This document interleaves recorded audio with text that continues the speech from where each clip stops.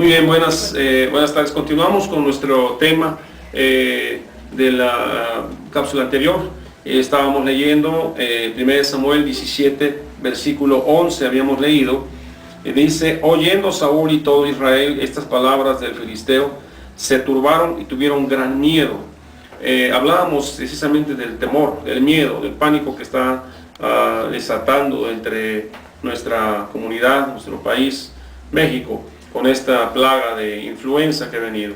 Explicábamos que esta plaga de influenza ha sido producto del pecado del hombre, ha sido producto de una serie de acontecimientos que han habido sobre nuestro país, y la gente dice, parece que no pasa nada, pero Dios está expectante, Dios está trayendo una reflexión, está sacudiendo nuestra vida, porque Él no puede estar impávido ante semejante injusticia. Pero nosotros como cristianos, como pueblo de Dios, tenemos que estar ciertos en quién hemos creído. Hemos creído en un Dios todopoderoso, en un Dios soberano de toda la tierra, el que hizo los cielos, la tierra, el mar y las fuentes de las aguas, y que Dios está con su pueblo. Le dice que ningún mal tocará nuestra morada.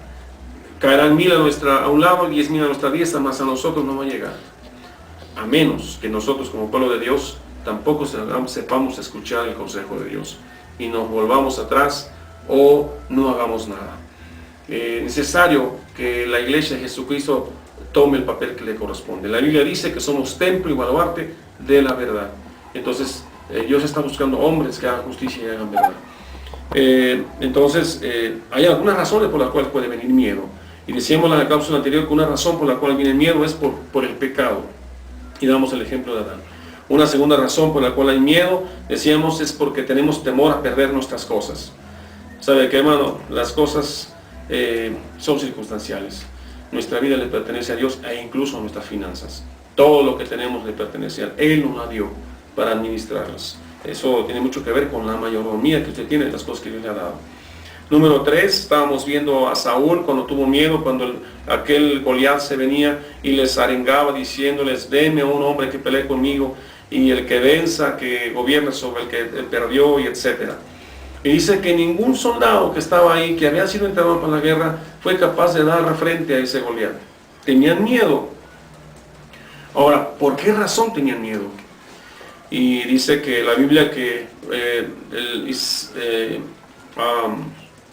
Isaí, el padre de David, mandó a David a dejarle pan a sus hermanos. Y cuando llegó y escuchó a este Goliat arengar al pueblo de Israel, él reaccionó con celo, diciendo: yo he peleado con osos y leones y les he vencido, como y circunciso viene y arenga a los ejércitos de Israel. Y entonces la Biblia dice que él se dispone para ir a pelear contra Goliat. Quiero decirles que la razón por la cual David ganó esa batalla es porque él no iba en sus fuerzas.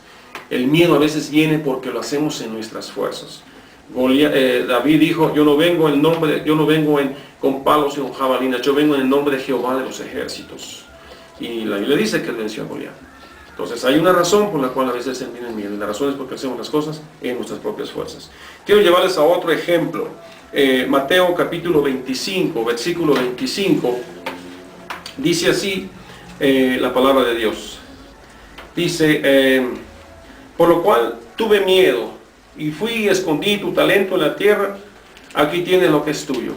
Respondiendo su señor le dijo: siervo malo y negligente, sabías que ciego donde no sembré y que recojo donde no esparcí. ¿Se acuerdan ustedes de ese pasaje? ¿Se acuerdan ustedes de ese pasaje? ¿Por qué razón a veces llegamos a tener miedo? En este pasaje vemos que Dios había repartido, en la parábola de los talentos, a unos 5 talentos, a otros 3 talentos, a otro 1 talento. El que le repartió 5 talentos dice que cuando el mayordomo vino, dice que le entregó 5 más 5.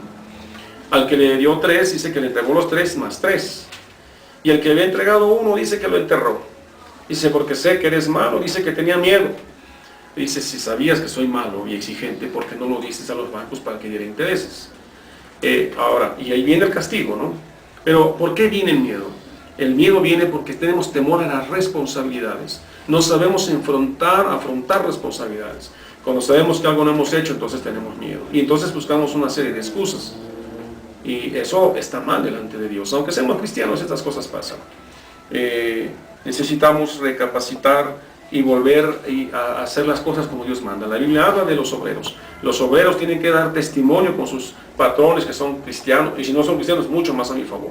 Deben ser mejores que los obreros normales.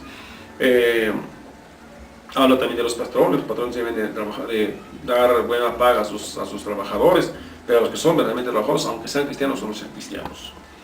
De tal manera que en este pasaje tenemos miedo a las exigencias. Vamos a otro ejemplo. Vamos al ejemplo de Juan 7:1. Juan 7:1 dice así. Dice, después de estas cosas andaba Jesús en Galilea, pues no quería andar en Judea, porque los judíos procuraban matarle. Estaba cerca la fiesta de los judíos, la de los tabernáculos, y le dijeron sus hermanos, sal de aquí y vete a Judea, para que también tus discípulos vean las obras que haces. Porque ninguno que procura darse a conocer hace algo en secreto. Si estas cosas haces, manifiéstate al mundo. Porque ni aun sus hermanos creían en él. Entonces Jesús les dijo, mi tiempo aún no ha llegado, mas vuestro tiempo siempre está presto. No puede el mundo aborreceros a vosotros, mas a mí me aborrece, porque yo testifico de él que sus obras son malas. Subid vosotros a la fiesta, yo no subo todavía a esa fiesta, porque mi tiempo aún no se ha cumplido. Y habiéndole dicho esto, se quedó en Galilea.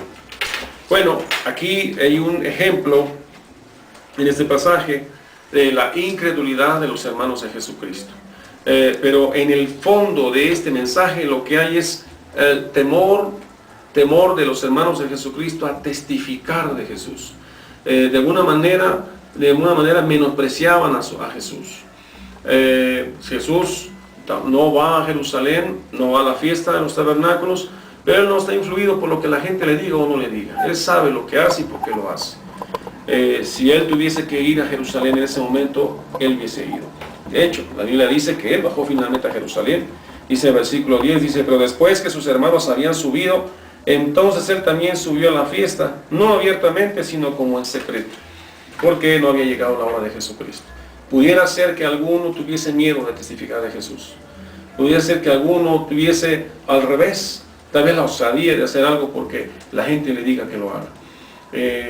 En ambos casos están mal manejadas las cosas. Uno tiene que hacer conforme a la voluntad de Dios. Y ahí puede manejarse una clase de miedo. En el perfecto amor de Dios no hay temor, hermano. En el perfecto amor de Dios no hay temor. Si hay temor es porque no hemos sido perfeccionados en el amor. Y qué mejor amor que la del Señor Jesucristo, que de tal manera amó Dios al mundo, que dio a su Hijo unigénito, para que todo aquel en él crea no se pierda, mas tenga vida eterna. Quiero llevarlos ahora a meditar en este otro texto de Juan 19:38.